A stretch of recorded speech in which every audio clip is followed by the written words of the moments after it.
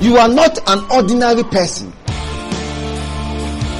We are the outshining of God's glory. Don't let any circumstance have enough power to bother you. The Father has nowhere to stay than inside you and cannot express himself unless through your body. So your body becomes his body.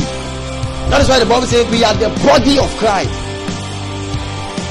Shout it. Say, I'm a doer of the word. I'm a world shaker.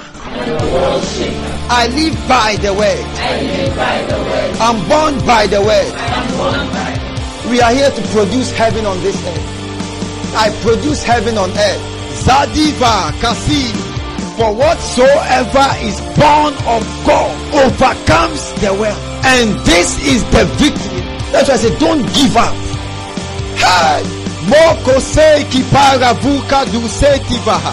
Zagu rebege de vezia.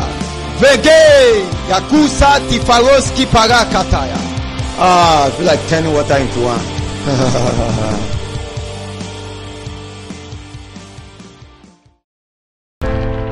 In this classic teaching, Pastor Prince teaches on our supremacy over devils as Christians and why every Christian should be fearless in casting out devils and dealing with demonic operations.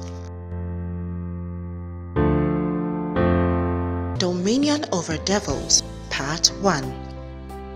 Amen. I'm talking a very important thing.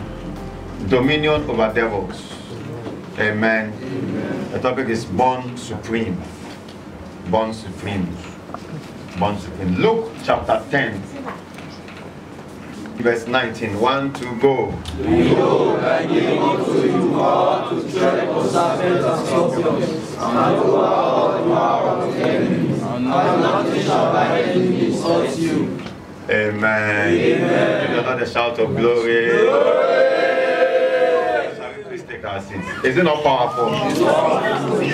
After today, if Satan himself comes to your room, he will come and meet fire. Amen.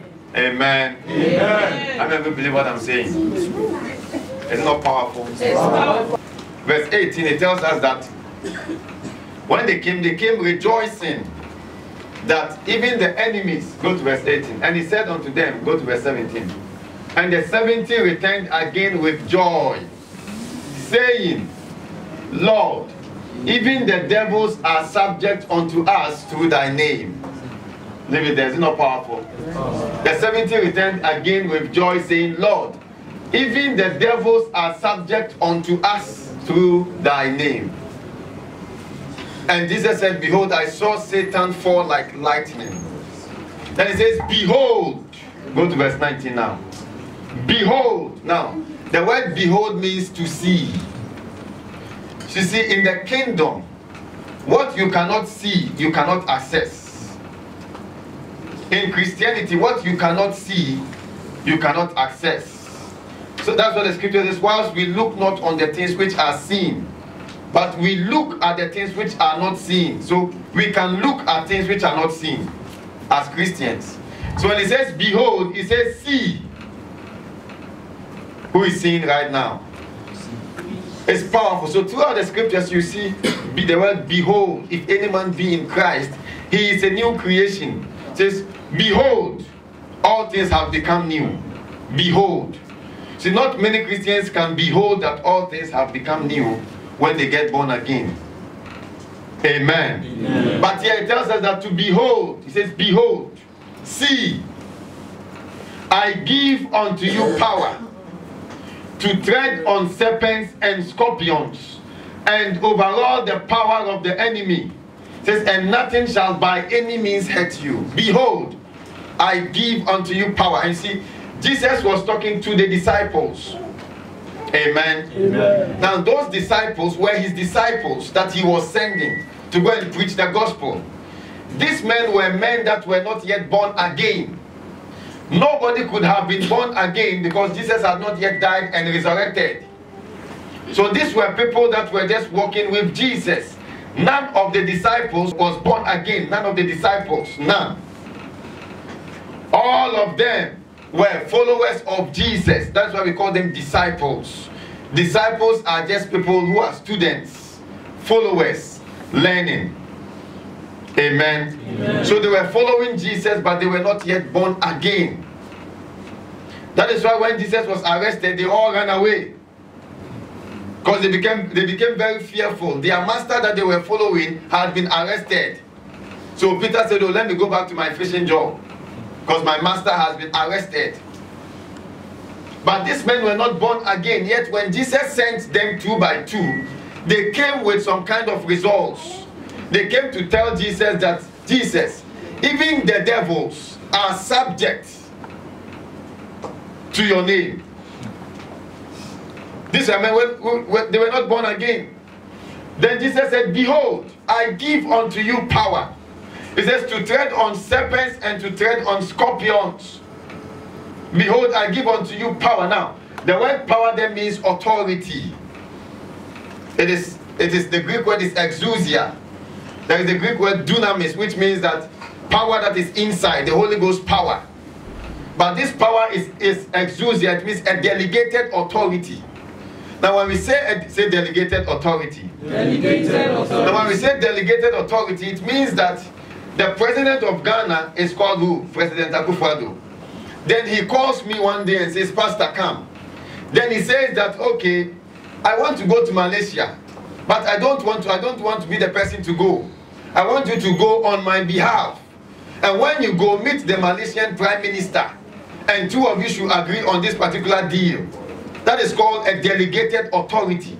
It means he is supposed to go, but he decides that I am not going, but I'm sending you in my name or on my behalf. Come on, shout hallelujah. Hallelujah. Do you understand what I'm saying? Yes, so when the president of this nation sends you on his behalf, it means that when you go, the same response and results that he will have is the same response and results that you will have.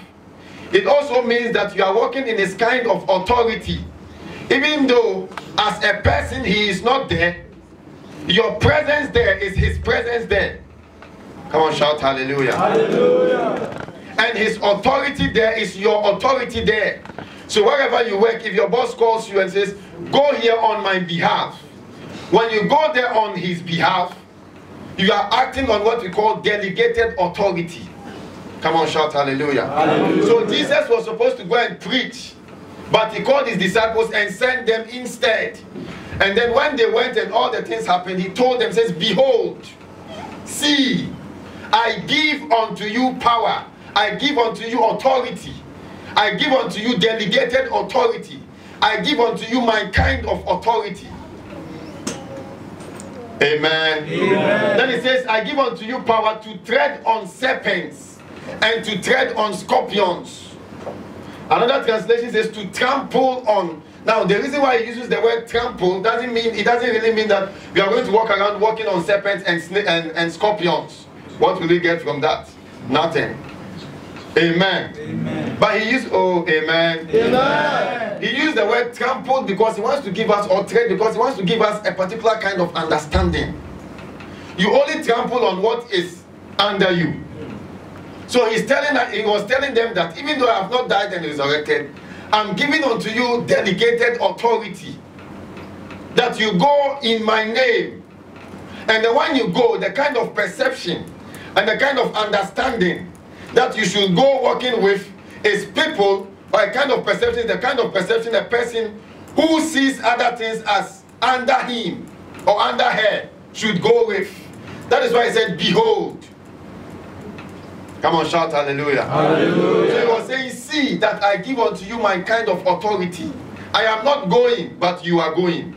But when you go, you are not going as yourself, you are going as me. Or you are going to work in my kind of authority. And because you are going to work in my kind of authority, you are able to trample or tread or walk upon. Is that not powerful? Wow. Then he says serpents and scorpions. He uses them because he's talking about the enemy, the devil. Now the scripture says in Genesis that it was the serpent that came to Eve. Was it not the serpent? It was the serpent. And most at times the word serpent is used for the devil in the scriptures. Amen. Amen. So he says that it is not how poisonous the serpent is that matters here. And he uses serpents and scorpions, and they are all poisonous animals. So he talks about serpents and scorpions to tell us that it is not about the kind of poison or power or authority that this serpent or scorpion has, but it's about what we have been given to work with. Come on, shout hallelujah. Hallelujah. You see, this is very important because many Christians are afraid of the devil that they are supposed to trample on. Amen. Amen. Why are they afraid? Because they do not know this scripture. See, the scripture, I always say, the scripture that you don't know cannot work for you. And you see, Christianity is not just staying in church. It is knowing the truth. It says, you shall know the truth. You shall do what? Come on, shout hallelujah. Hallelujah. So it's very important. If you don't know these things, you will be afraid. And when you are afraid, it means that you become a prey to the devil. The devil, therefore, according to this scripture that Jesus read, was Jesus lying? No. Was Jesus lying? No. Did Pastor write this scripture? No. Who said it? Jesus. Was he lying? No. So you see, the word of God is God speaking to me. Now, if I sit in my home and I open the Bible and I discover this truth, and I look at it and I say, God has spoken to me. He says, behold, I give unto you delegated authority. He says, behold, prince, see. I give unto you authority to trample on serpents and on scorpions, and over all the power of the enemy, all the authority of the enemy. He says, and nothing shall by any means hurt you. And I see that kind of scripture. I do not walk in my house with fear again. It is not something we just come to church to hear and just be happy and go home. And having sleepless nights. I cannot sleep. Man of God, I cannot sleep. I say it every time. I say, no matter how much devils are even cast out of your house and cast out of your mother's side and all the, what do we call it, that is broken in your house and all of that. If you don't understand truth, that same demon that was cast out will be looking around, seeing whether he will get access back to you. What did Jesus say? He says, when the devil is cast out, he moves around in the what? Dry places. Then he looks at the one who he was possessing or he was influencing. That's what Jesus said. And then when he looks at such a person and discovers that after they cast out the devil from that person is still empty. He's empty of what? What should he be filled with after the devil is cast out? With the word. So when the demon, it means that demons can see when you have the word. Come on, shout hallelujah. Hallelujah. So it says when the devil sees and sees that the person is still empty, then he goes to look for, how many times? 7 times greater than himself to come back to influence. Whether he was possessing or it was a possession or an obsession or an influence, he comes again. That is why people can get healed in the church and get sick after 3 weeks. Shout hallelujah. Hallelujah. It's the son of a very powerful man of God in Ghana. And one day, I was asking Pastor Fair a question as to why people can get healed and after a period of time they get the sickness again. And Pastor Fair came to tell me and I was laughing. Because Christians only want solutions. But the permanent solution is the word. Pastor Prince will be right back. The manifestation of the Spirit is given to Prophet Withal. 1 Corinthians 12 verse 7. Join us in the month of January, February and March for a time of the prophetic with Pastor Mabel Ahensa. I don't know you, but I see somebody running away from home. When I say I see somebody running from home, I see somebody not telling the parents where he is going. Am I telling you the truth? Yes, ma'am. Do you know why? You needed your mother's blessing. Your mother has suffered for you. Even though you feel she could have done more, she has tried. Am I telling you the truth? Yes, ma'am. Happening every Sunday throughout the months of January, February and March, 9 a.m. at Airport West Hotel, Accra. Don't be left out. It's the prophetic. Be there. Watch Pastor Prince on Christ World Television on YouTube, also on Facebook, Instagram, and every Saturday morning, 9 a.m. on Precious TV. You are blessed. Welcome back. Do you hear what I just said? Do you hear what I just said? The permanent solution is what? It's the word. It's the word. And it's very important. So people can get healed, and after 1 month, 1 year, they say, oh, the pastor prayed for me, I got healed. I even testified on TV. And after that, after 2, and then people say, oh, this pastor is fake. He is fake. That is why. When you heal, the pastor is fake. It is the Christian that is fake. You see, let me tell you, it says that, behold, I give unto you authority. It says to tread on serpents and on scorpions and over all the power of the enemy. Did he say some? No, he said all the power of the enemy. He says, and nothing shall by any means hurt you. Nothing shall by any means. Now, when I said that this scripture alone is 30 minutes preaching, it's okay. Because when I sit down in my house and I see this scripture, and then it says, and nothing shall by any means. The word is any means. So what kind of means is the enemy coming with? If it is by accident or by poison, it says nothing shall by any means. Or by sickness, it says nothing shall by any means. This is scripture, this is English. It's not English.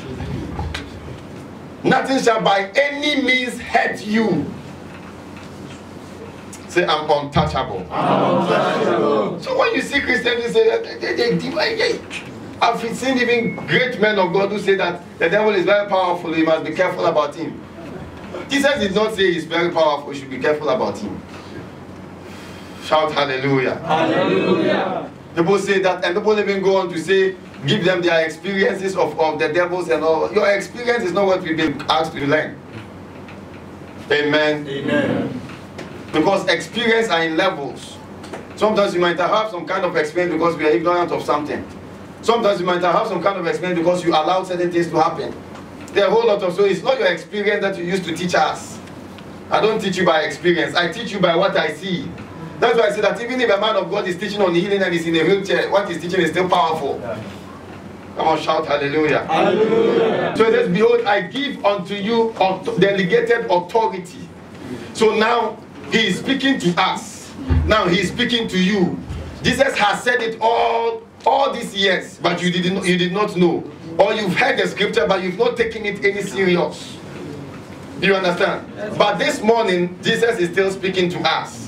He's saying that, behold, see, I give unto you delegated authority. Now say, I have delegated authority. I have delegated authority. Because this I give unto you.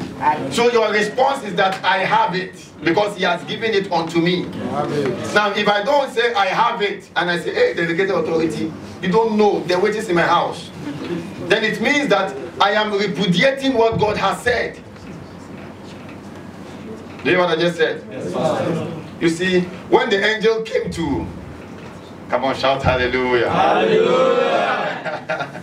When the angel came to Zacharias, and Zacharias said, me, my wife, to get pregnant, the angel said, you shall be done. Why? Because he was speaking against the word that the angel was carrying. And when you speak against the word of God that is coming to you, it makes the word of God that is coming to you ineffective.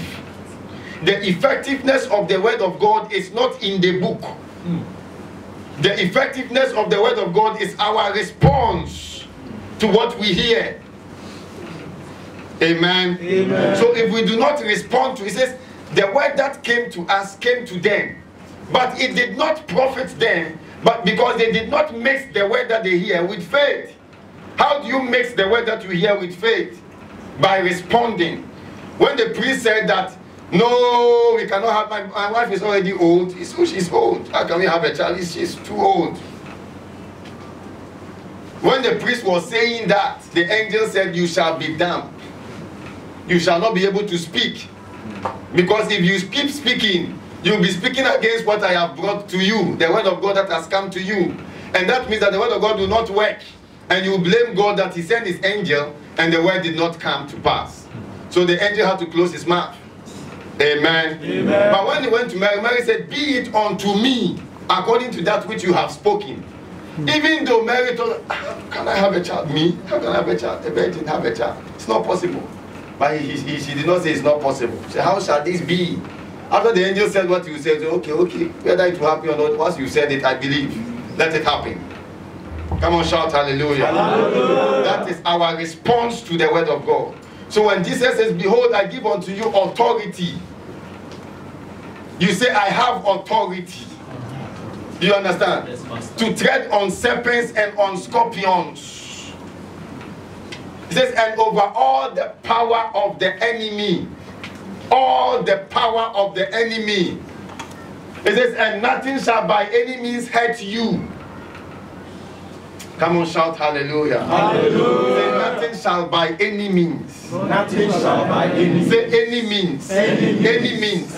Hurt me. So this kind of mentality and understanding and confessions that we make about how powerful the witches in our families are, and how powerful the some kind of man be in your family is, and all those kind of demonic appraisals. Say demonic appraisals. You understand? If we do not stop it, it means that we will cause the enemy to be able to influence our lives the more. But you see, the devil has no power or authority to influence the life of the Christian. Say ignorance. Ignorance. Have you not read the Old Testament? The Old Testament. Say amen. Amen. The Old Testament. Say the Old Testament. The Old Testament. Before the coming of Jesus, before the death of Jesus, before the resurrection of Jesus, it says, for he suffered no one to do them wrong. Come on, shout hallelujah. Hallelujah. He said, he suffered no man to do them wrong. He suffered no man to do them wrong. Say, I'm untouchable. I'm untouchable. Say, I'm untouchable. I'm untouchable. He says, touch not my anointed and do my prophets no harm. That is what God declared. And because God declared that, no nation could touch his anointed and do what? His prophets any harm. Any harm. Say harm. Harm. Nothing can harm you. Amen. It says, and touch not my anointed and do my prophets no harm. No harm. Say no harm. No harm. The Old Testament. Now in the New it tells us that it doesn't say touch not us. It says we moms should go. It's not powerful. In the old he was protecting them. In the new he's sending us. Come on, shout hallelujah. Hallelujah. And he's sending us to go and not be afraid. The enemy works on our ignorance. Then the enemy works on our fears. So when we are fearful, that's why Jesus always says, fear not. Fear not. Fear, it means that don't be afraid. Because the scripture says we have not received the spirit of fear, but the spirit of power. Come on, shout hallelujah. Hallelujah.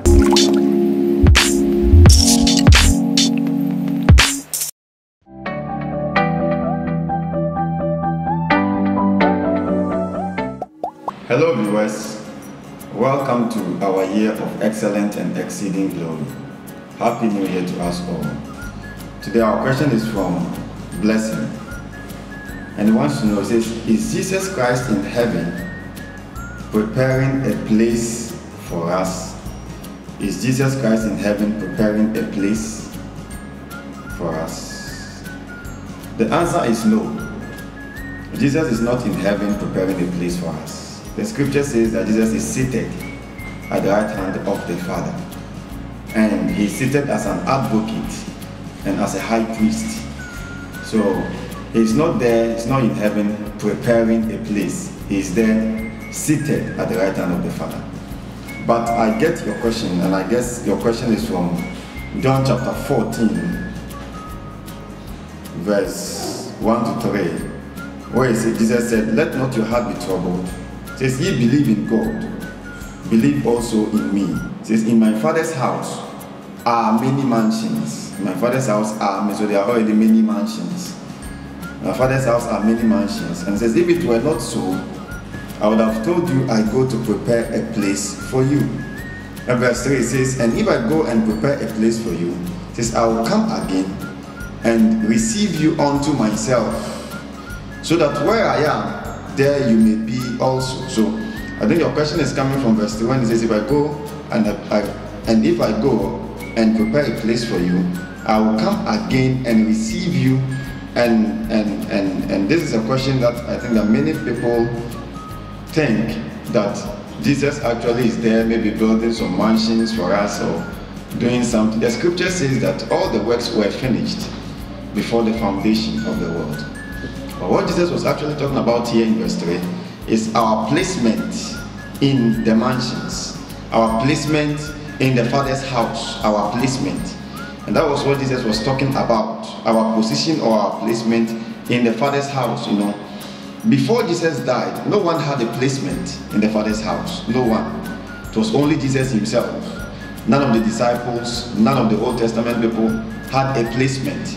So one of Jesus' responsibility was to make a way for there to be a placement. That is why he said, I am, when you continue, he said, I am the way to the Father. I am the truth and I am the life. So his work was to make a way for all those who believe in him to be received in him and to be presented into the presence of the Father as he presents himself to the presence of the Father. So when he died and he resurrected, this took place. This happened in his death and his resurrection. So right now Jesus is seated at the right hand. The place is where in the New Testament is referred to as the heavenly place, at the right hand of the Father, where Jesus is seated, or Jesus is enthroned. Not only Jesus is seated there, but the church of Jesus, we are all seated with him at the heavenly place at the right hand of the Father. So Paul explains to us how God has blessed us with all spiritual blessings in heavenly places in Christ Jesus. And Ephesians chapter 2 verse 6 also talks about how we've been quickened and made to sit together with Christ in heavenly place. That was what he was talking about. It says, I will come again and receive you unto myself, so that where I am, there you may be also. So presently, we are where Jesus is. He is seated at the right hand of the Father, and we are seated together with him at the right hand of the Father. And that is the place he went to prepare through his death and his resurrection. So he is not now preparing. He prepared it through his death, and we are there. And so one major thing that is very important that I also want us viewers, all my viewers, to understand is that even the current heaven and the current earth is a temporary place. It's not a permanent place. The scriptures talks about the rapture of the church. The scriptures talk about the second coming of Jesus. The scriptures talk about the judgment unto condemnation, and then the judgment unto reward. And the scriptures talks about the new heaven and the new earth. So even the current heaven is not a permanent place for us. There is going to be a time that there's going to be a creation of the new heaven and a creation of the new earth. So I hope I've answered your question. Jesus has prepared that place already, and we are all there now. All those who believe in Christ Jesus are living in Christ Jesus, are living in the heavenly place now at the right hand of the Father. That is why the scripture says in Ephesians chapter 2 verse 18 to 19, it says, for through him, through Christ, we both have access by one Spirit, the Holy Spirit, unto the Father. We have access. We have a placement with the Father through Christ Jesus. So it says, for through him we both have access by one Spirit, it says, unto the Father. It says, now therefore ye are no more strangers and foreigners. The disciples were strangers. The disciples were foreigners. They had no placement.